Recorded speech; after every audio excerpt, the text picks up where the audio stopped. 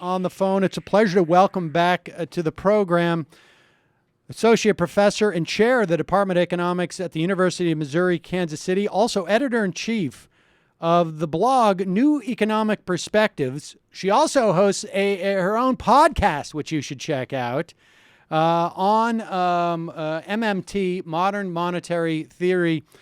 Stephanie Kelton, it's a pleasure to have you back. Thanks so much. Glad to be back. So now I want to cover some of the stuff that we talked about. I guess it was now almost 2 years ago, in covering some of the basics about modern monetary theory. Now, when we spoke last time, we were dealing with things like the fiscal cliff and the threat by the Republicans to not pay our debt obligations. It's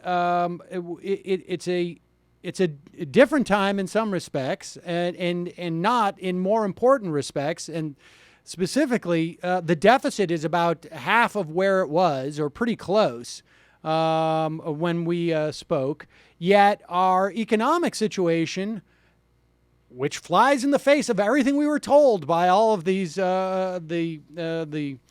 the great thinkers in Washington, was that our economic situation has not changed in many respects. And so before we get to that, let's just go back and explain this notion of how we're living in a different era in terms of our monetary policy, but we're not. But we have yet to sort of adjust to that. So let's go back and just. Let's talk about Bretton Woods for a moment. What is Bretton Woods? When did that happen? And what has changed since then? Sure. So Bretton Woods was an international monetary system that was set up after World War II. And the basic thinking was that, the world needed some stability after the war, and that what we ought to do is set up a system where we had fixed exchange rates. So what you had were 44 countries coming together and agreeing to participate in this construction and creation of this monetary system set up to fix the value of one country's currency relative to another country's currency. And so what happened is 43 countries said, we agree it's going to be the U.S. dollar. We'll all fix our currencies to the value of the U.S. dollar. And the U.S. said, okay, here's what we'll do. We'll agree to convert dollars into gold at a fixed price. And so it was a form of a gold standard system. It's a fixed exchange rate system, and it was in place, as you said, from 1944, from the end of the war, all the way up until Nixon ended it in 1971. So we went from a system of fixed exchange rates where one country's currency exchanged for another country's currency at a fixed price and threw the U.S. dollar into gold at a fixed price, to a system where most currencies in the world today are what we call floating currencies. They're no longer fixed to another country's currency or a basket of currencies or gold or anything else. The value of the currency changes from day to day, hour to hour, minute to minute in financial markets. So it's a very different type of monetary system that we have today. That's right, because when we went off gold in 1971, everything changed. But in some respects, we have yet to really, our policymakers have yet to really adjust to that new world.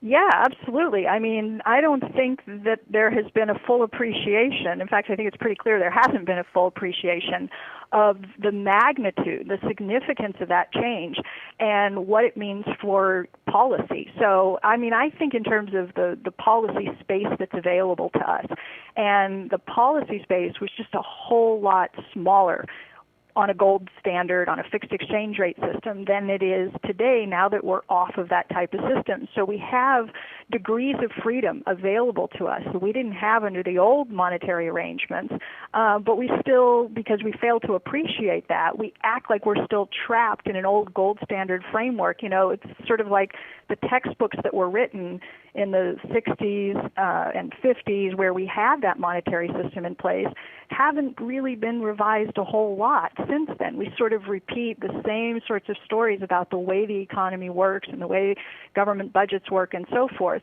not recognizing that things changed in 71 and we should rewrite the textbooks because it really does make a whole lot of difference in terms of, the policy options that are available. All right, so let's talk about those policy options. I mean, what specifically did it free us up to do, and what we're not taking advantage of? Well, I mean, the biggest thing is that when you're pledging to convert your currency, so let's just talk about the U.S. If you're pledging to convert your currency on demand at a fixed price into gold, which is itself something that's finite, then you have to be pretty careful about how much spending you do, how big your deficits get, and so forth, the type of monetary policy that you run, because if you start creating too much of your own currency and people want to convert the currency into gold, but there's only so much gold available, then you can undermine the very foundation of your monetary system. So you've got to be pretty careful about how much you actually spend and how aggressive your monetary policy is and so forth when you're on a system like that. Now today, because the government doesn't pledge to convert dollars into anything else, it doesn't have to be careful in the same way that it did on a gold standard. It still has to be careful because, of course, you can still get an inflation problem. So what the government can do today that it couldn't do back then is focus exclusively on how much it's adding in terms of spending in the economy relative to how much demand it's taking away by taxing.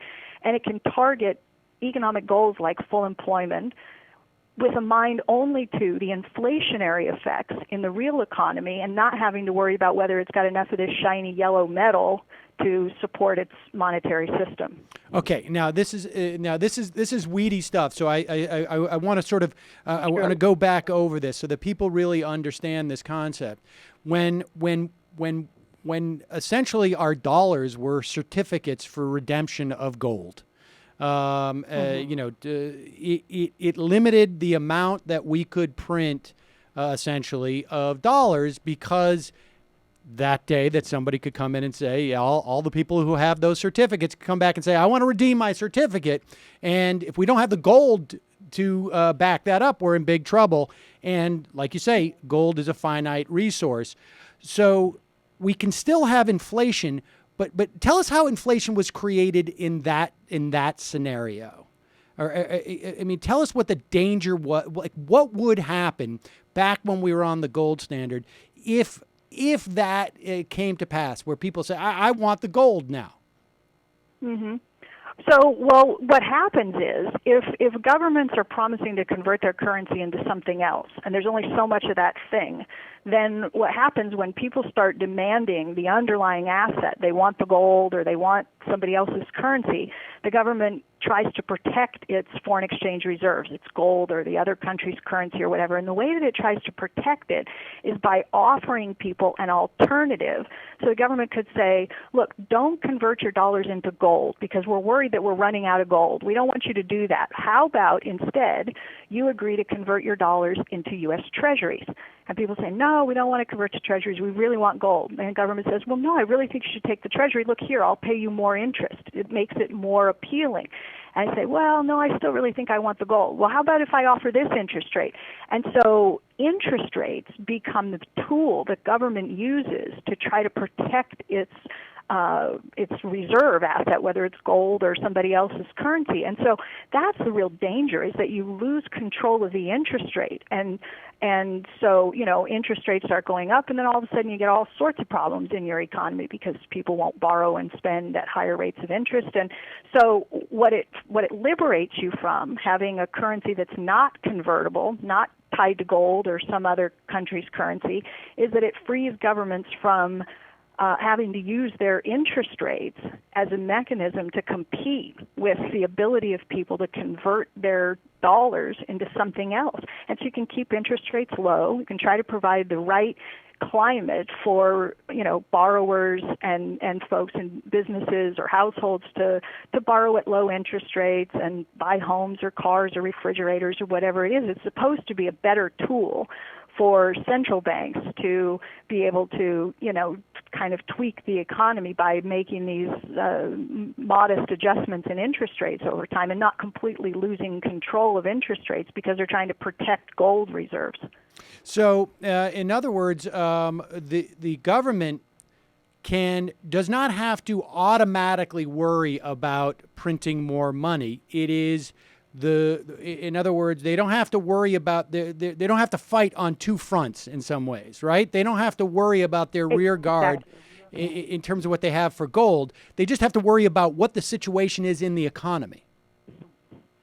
That's exactly right. It frees them of the need to obsess over the foreign exchange reserves or the gold reserves. That's exactly right. And so when people, I remember, I think I was sitting in a green room with David Stockman. Now, let's refrain from sort of from judging from judging from whence he comes to formulate his opinions. But he was one of those people who are just like, it is all going to come crashing down. We have the another round of quantitative easing, and we're going to turn into Weimar Republic. We're going to turn into Zimbabwe. Explain to us why. What happened with Weimar, the Weimar Republic, and what happened with Zimbabwe, and why that's not a problem for us in the circumstance we are in now? Okay. So Stockman's concern, of course, is sort of widely held, and lots of people looked at what the Fed was doing and cried hyperinflation, Weimar, and all that sort of stuff because their models tell them so. So, in economics, people sometimes put their hand over their heart when they hear the name Milton Friedman, and the models that were taught in economics are that if you increase the money supply or the rate of growth of the money supply, you get proportionate increases in prices or in the inflation rate. And so people just anticipate that's the way it's supposed to work. So they saw the Fed doing QE, and it looks like printing money, and their hearts tell them, well, if the Fed is printing money, we're going to get inflation. If they're printing lots of money, we're going to get high inflation or hyperinflation. And then they make these analogies to Weimar Germany or Zimbabwe. So what happened, I'm not a historian, but I've studied this a little bit, and with Germany, what you had was, of course, Germany loses the war, is paying reparations, so there are war reparations. Germany's trying to acquire gold in order to pay reparations, and so they're printing lots of Deutschmarks to buy gold. At the same time, you have the French and the Belgians come in and occupy a big section of the industrial production facilities in Germany. And so you have the sort of old Milton Friedman problem of too much money chasing too few goods, which results in inflation. But the reason you have too much money is not because you have some technocrat trying to, manage the economy and achieve full employment, but because you're printing Deutschmarks to buy gold, to pay reparations, and then you've lost a part of your productive capacity, so you can't produce the goods and services that money is now going to chase. And so very complex sort of thing going on there. It's not the good old-fashioned, an economy that gets overheated in normal times that generates inflation. It's happening on the supply side, and it's much more complex sort of a thing going on. And in the case of Zimbabwe, you have Mugabe come to power, and one of the things he does is redistribute land, and he takes land away from white farmers and redistributes it to black farmers with little and in many cases no farming experience. And so what ends up happening is that you get food shortages.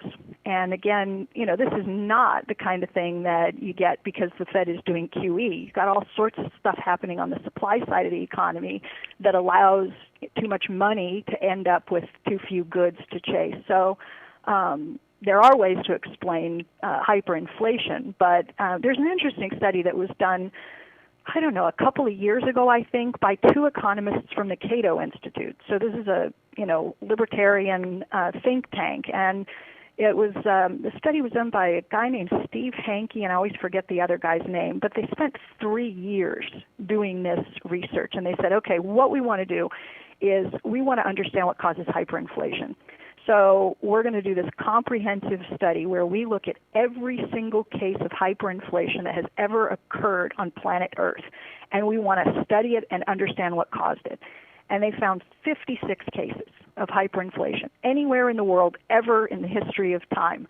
And then they did an analysis, said, okay, in this case it was caused by this, in this case it was caused by this. And the most interesting thing about their study is not what it shows or reveals, but what isn't there. And what isn't there is in none of those cases, 56 examples, you'd never have had hyperinflation in an otherwise well-functioning democracy. You get hyperinflation when you have, a civil breakdown, you have a coup, you have the loss of a war, you have supply-side shocks like the, food that I mentioned in Zimbabwe. There's always something more complex going on than just that simple printing money story that most people, I think, have in their heads. And as far as I understand the way you're explaining it, in Germany, they were printing money for the sake of getting essentially of buying gold, and so the causal connection was sort of reversed in some way as to why they were printing money. They weren't printing money to drive demand, because demand was already there. What wasn't there was the ability to meet that demand, and that's back into your story. And that's so having addressed that, let's talk about we came through this financial crisis, or we're still in the wake of this financial crisis. There was all these pushing for austerity, which I think, I hope at least now has been largely debunked as a response to dealing with this big output gap, right? I mean, because we didn't have what happened is the demand basically went away in that instance, and so what we should have been doing during that time, and I would argue probably still, is increasing demand. And so tell us how that would, how would with the knowledge of modern monetary theory, how would we have responded to this crisis differently? Well, I'm not even sure that you need modern monetary theory to get the right policy response. I think, just understanding essentially Keynesian economics, the philosophy there would be what you just said, which is if you've got an output gap, the indication is that there's not enough total spending in the economy to buy all the stuff that businesses are capable of producing. If you want to get back to full employment, you've got to increase spending. And so where MMT comes in handy, I think, is in allowing you to recognize how much policy space is available so that you don't, out of one side of your mouth, talk about advocating for more spending and more aggressive fiscal policy, and out of the other side of your mouth, you're worrying about what's going to happen to the deficit and, talking about the need to balance budgets longer term. So, looking at the economy and what happened after the Great Recession, you're seeing an economy that was hemorrhaging jobs. At one point we were losing close to 800,000 jobs a month. So why do workers lose their jobs? Well, they lose their jobs because firms are laying them off. And why do they do that? Well, because they don't have the customers buying their goods and services at a price that will turn a profit for them. And so it's pretty straightforward. If capitalism runs on sales. And so the way to stem the loss there is to make sure that there are customers in the stores, that you've got the sales, because it's sales that firms are looking for, and when sales return robustly, that's the clearest indication to businesses that it's safe to start hiring and investing again. So what would we have done? Well, I think probably much more aggressive. My colleagues and I were calling very early on in 2009 for a full payroll tax holiday. So, this is the most direct way to put money in the hands of those who are most likely to spend it. So you've got about 151 million Americans working for a living and paying into Social Security. If we had reduced payroll tax withholdings, that FICA that you see on your paycheck, if we had just reduced that to zero for a period of time, it would have resulted in something close to $300 more a month in take-home pay for the average worker. You're looking at, close to $700 a month for a couple making just a little bit above the average, and that's significant. So, we were looking at an economy where the private sector was trying to deleverage. Households had too much debt, and many people were not going to go out and start borrowing and spending and kickstart the economy. They wanted to pay down debt. So payroll tax holiday would be great for something like that. Put the money back in the hands of the people, and they will do one of two things. Probably they will pay down debt if they're struggling with high debt levels, and those who weren't would go out and spend some or most of that income. And so, that's something that we would have done. We would have been more aggressive on aid to state and local governments, recognizing that state governments aren't like the federal government. They don't issue the currency, and they are dependent upon the ability to collect taxes and borrow in order to spend, and most of them have to balance their budgets. And so we would have been much more aggressive there in assisting state and local governments. And then finally, we like the idea of a jobs program modeled on the old New Deal programs like the WPA to CCC, the National Youth Administration, where, for those folks who didn't find employment after the other programs were put in place, well, you offer a job for anybody who's ready, willing, and able to work, but not able to find work in the economy, and you do what Roosevelt did. You create employment opportunities for them. Now, I should say that I'm contractually obligated to myself to say that I had a political problem with a moratorium on payroll taxes, simply because and I think there were a lot of others who felt this way, that this would end up being a very good argument that for those who look to cut Social Security benefits, that we need to cut Social Security benefits because of this moratorium. I would have much preferred the George Bush style. We're sending to everybody, we've collected your taxes, now we're going to give you a rebate from the general fund. But that's more of a political question than it is an economic one. Now, the reason why we didn't do those things was because people were so concerned about the deficit and the debt here.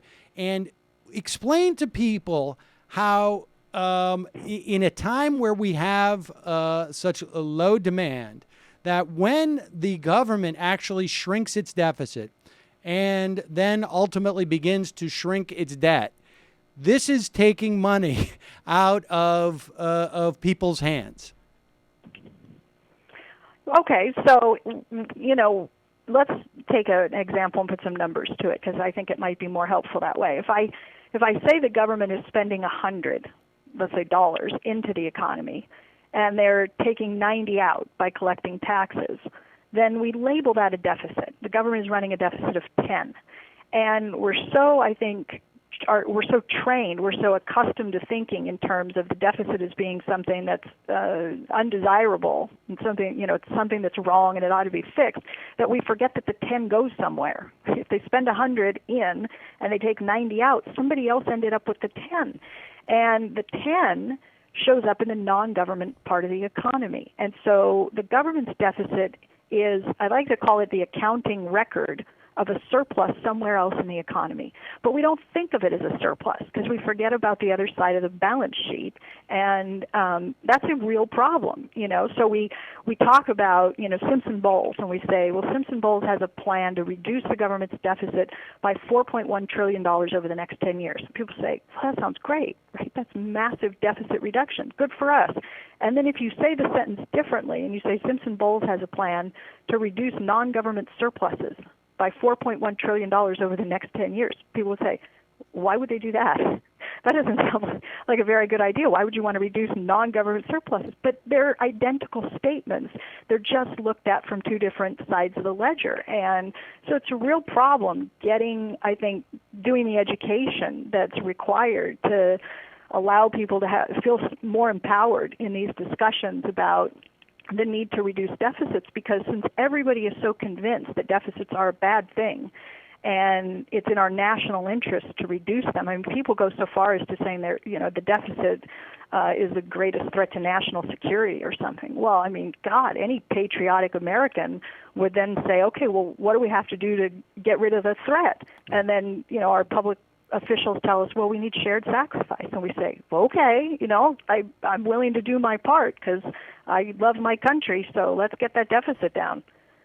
Now, the interesting thing is that there really isn't a government economy and a private economy, right? I mean, there's the economy, and you could say there's a government sector, and you could say there's a private sector, but you could also say there's also a healthcare sector. There's also a, a building cars sector, I guess.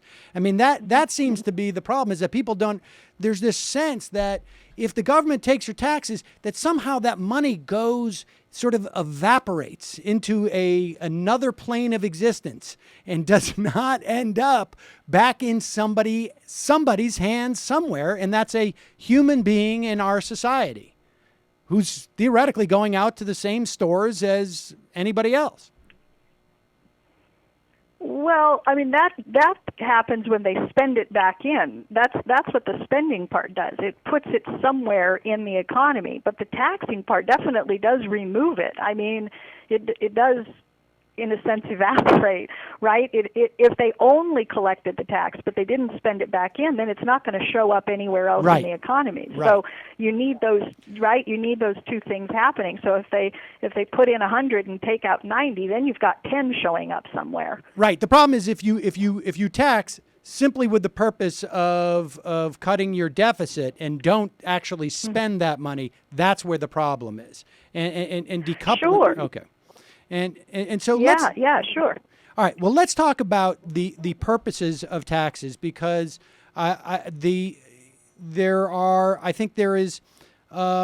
there's a misunderstanding of why we need to collect taxes in this age if we are freed from a policy standpoint when we have a lack of demand in the economy.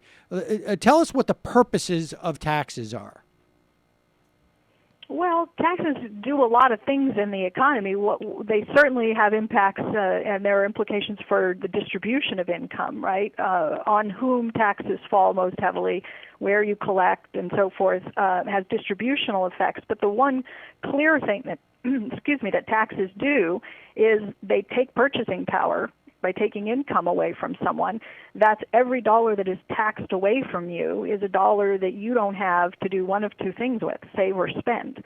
And so taxes by removing income, remove purchasing power from the economy. That's really important sort of thing that taxes do. This is something that, what used to be widely recognized by economists, by Fed chairs and so forth, that this gave the government a powerful lever that it could pull when it was trying to manage an overheating economy. And so if you began to see inflation because, your economy was up against its constraints in terms of being able to produce more stuff, but demand was running really high, well, then government could grab that tax lever and pull on it and cool things off. So you raise taxes, you take away income, people spend less.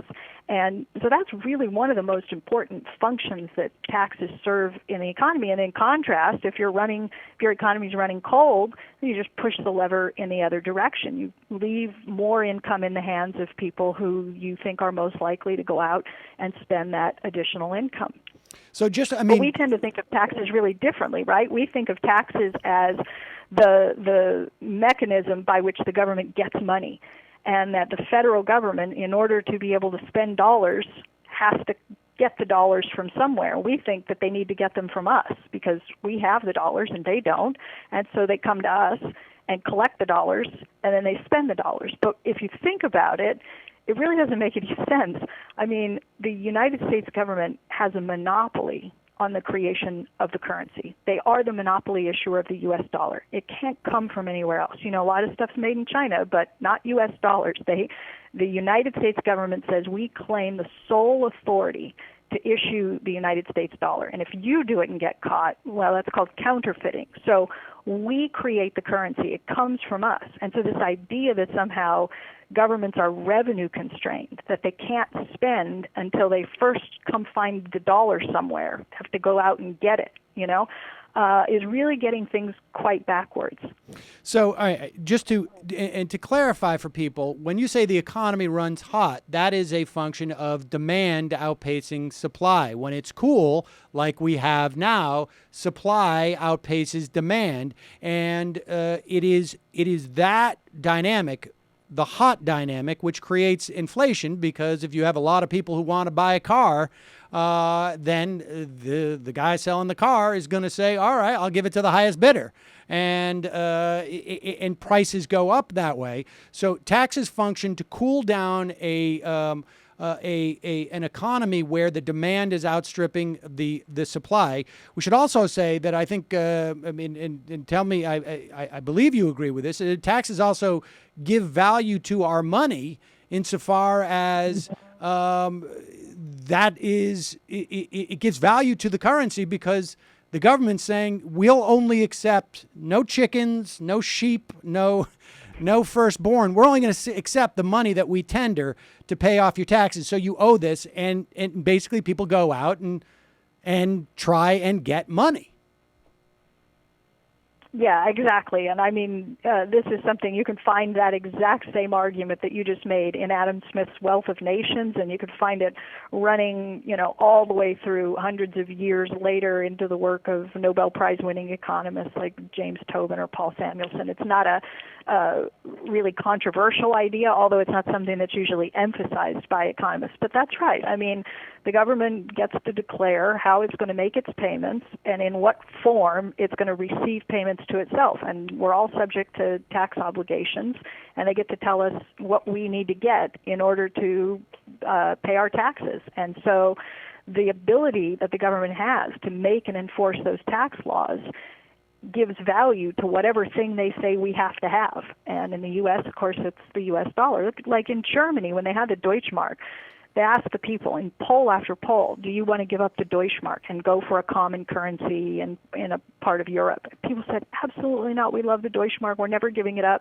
It's so stable. We worked so hard to get here. No, we don't want any part of this monetary union thing. Well, it didn't matter, right, that they really loved the Deutschmark. As soon as Germany said we're in, and henceforth we're only going to be making payments in euros, and we're only going to take euros in payment to us, well, the euro suddenly had value, and everybody was willing to work for it and accept it and so forth. So, yes, I do agree with you. All right, so let's turn to inequality. And you tweeted the other day, I wonder if Hillary Clinton will run on a commitment to balancing the budget and addressing inequality, and how that will turn out. Now, if she did so, she would not be unique, would be my guess. And in some respects, that is just sort of the conventional wisdom. So tell us why that's problematic. Obviously, the last time we spoke, it was all there was a lot more talk about the debt and the deficit than there is now. And like I say, the deficit has been halved, and that hasn't quite brought us to nirvana. But people are far more conscious of inequality. Thomas Piketty's book is all the rage now. Why won't that work? Why are those two things at odds? Well, I think that, one of the things that happens when we start focusing our attention on deficit reduction is, you pointed out earlier that there are lots of people who will look at Social Security and say, this is an unsustainable program. We've got to, make tough choices and shared sacrifice and all that kind of stuff. We've got to get entitlements under control. And if we were to do that, and we bought into that, we said, okay, we're going to tackle this budget problem. We're going to pay down the debt, and we're going to reduce the deficit to even further. And one of the big concerns is that we've got problems with entitlements. So we're going to tackle those tough choices. We're going to have to cut benefits. We can't afford to keep promises that we've made to the elderly and their dependents and the disabled. So benefits come down. Well, that's going to have a huge impact on inequality, right? Because this is one of the most important programs, I'm talking about Social Security, in terms of keeping the elderly out of poverty. So my concern is that we would end up with something like that, where we start choosing to reform programs or adjust spending and taxes in a way that exacerbates inequality for the purpose of trying to balance the budget and so forth. All right, so let's talk about inequality. I mean, the Piketty, and this has been the most criticized, I think, part of his book in some respects, suggests, and maybe somewhat offhandedly relative to the rest of his work, but that an international, I guess, a worldwide wealth tax would be the answer. We spoke to Thomas Frank, I guess it was a week or two ago, and he was critical of that solution, and I imagine you are too. Tell us why, if that's the case. No, I think you're right. I read Tom's review of Piketty, and I think it's probably my favorite of all the reviews I've read so far.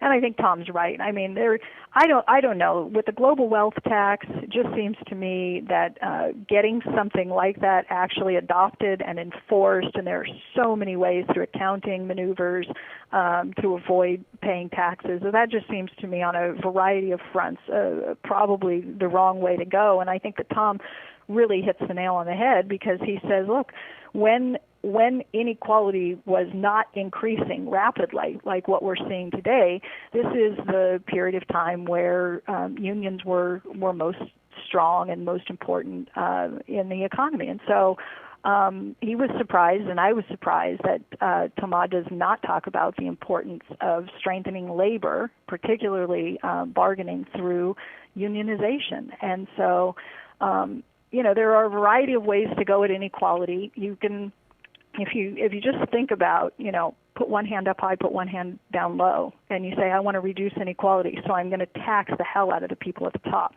Well, that lowers them, and inequality comes down, but it doesn't do anything for the people on the bottom.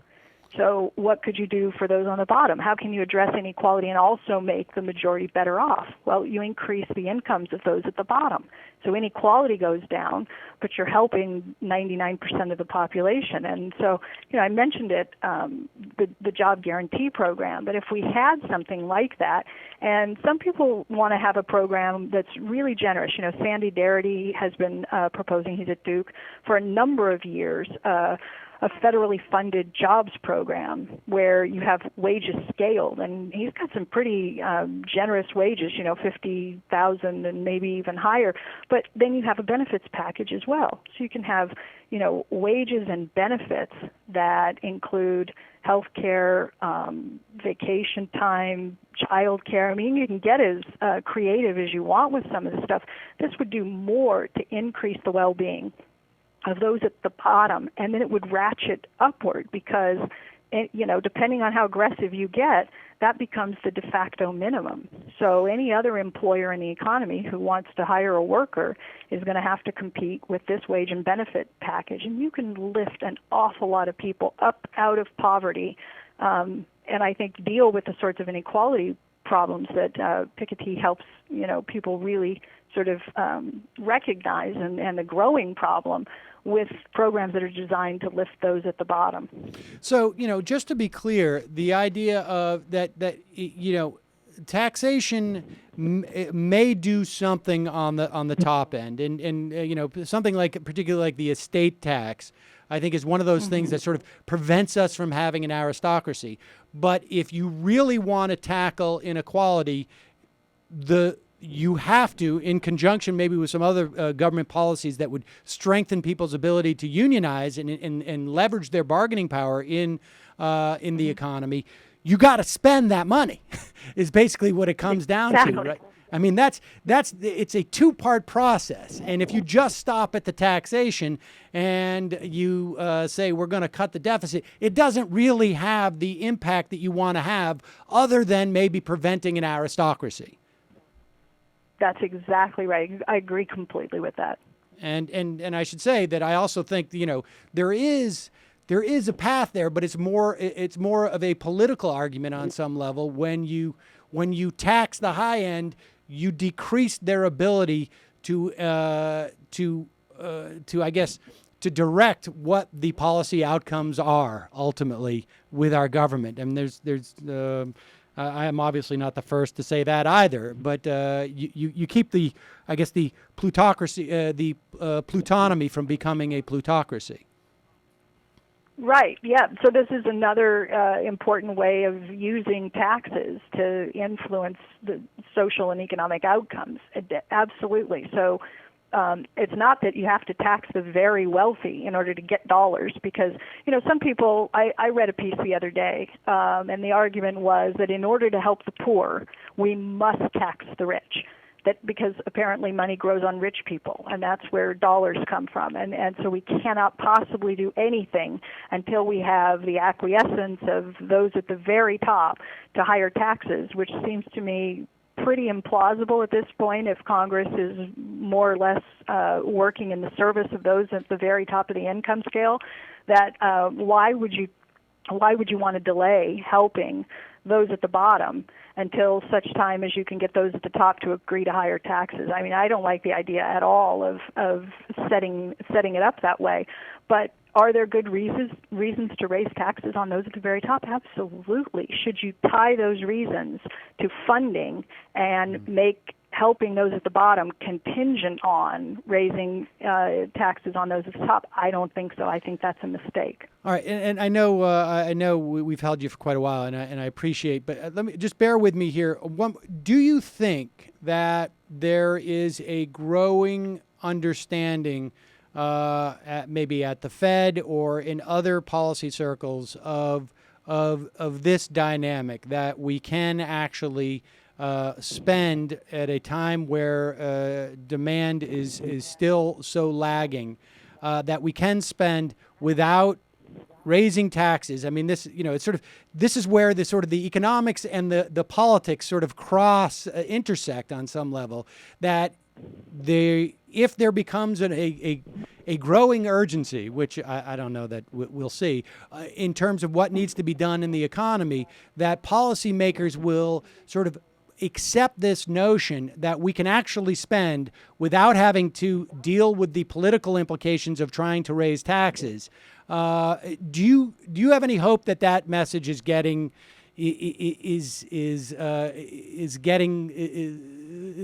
there's some sympathy to that notion in our policy circles? Well, I always have hope because it keeps me crawling out of bed every day to try to continue to help people understand this stuff. But it's really tough. I think that for me, over the years that I've been doing this, I've come to sort of believe that it's got to come from the bottom up. It's better to try to educate regular Americans and to then have them apply pressure. So when they write to their, congressman and they say, listen, my town needs or my state needs or whatever, and the congressman responds, oh, I'd really love to help you, and gosh, I agree, that's a worthy project, but, we don't have any money.